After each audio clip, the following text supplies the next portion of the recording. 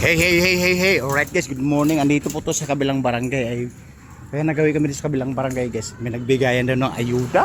Ayuda. Tingnan natin guys. Makikimartis tayo, right? Tapos uwi na rin tayo kasi hinatid ko nga lang yung makukuha ng ayuda. At binigyan kami ng pieces of papers, alright? Boss, andun na yung ano? Boss, good morning. Alright. Ayun pala, Katolik pala guys. Yung simbahan pala na ano guys, na yung bibigyan ng ayuda. Alright, may mga pare pa. Tingnan natin doon sa loob.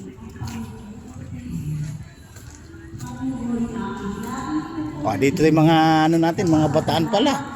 Dito taga-amihan. Sabi ko na nga ba eh. Okay. Alright guys, natagpuan na rin natin yung mula sa taglubog na lugar. Alright. Guys, ito yung sinasabi ko sa inyo na ano, na nagbibigay kahapon ng ano, ng staff. Alright. Nabigyan kayo ng staff. Kayo, ilan ang staff binigay nyo? Isa. Isa din. Ayun, iwas tagbasa natin, tagulan na ngayon eh. Kaya may pang-reserba. Alright guys, ito pala guys yung sa loob. Keep quiet daw guys, keep quiet. Guys, nakita nyo na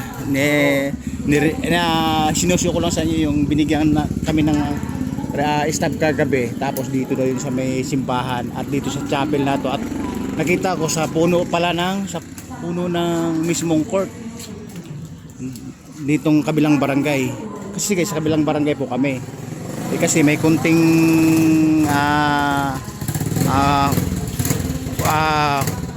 korom-korom o pangmuni-buni-buni. Junel, nanay mo sa loob? Alright guys, pinakita ko lang sa inyo. Yun yung magbibigay daw ng ayuda. Alright? Punta na ako dito. Uwi na ako. Kasi sinisilalayan ko lang kayo. Baka nakalayo kayo eh. Baka maligaw kayo eh. Guys, kapitbahay namin yan sa kabilang lugar. Mahawak sabi ng bisikleta. Ito pala yung motor ko. Sa service din nila. Hinahawakan ng isang pamilya. Magkamukha dyan nilo. Magkamukha.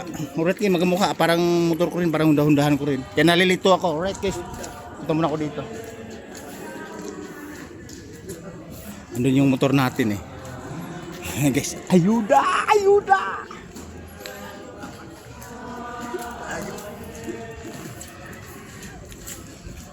Boss, kanina pa sila?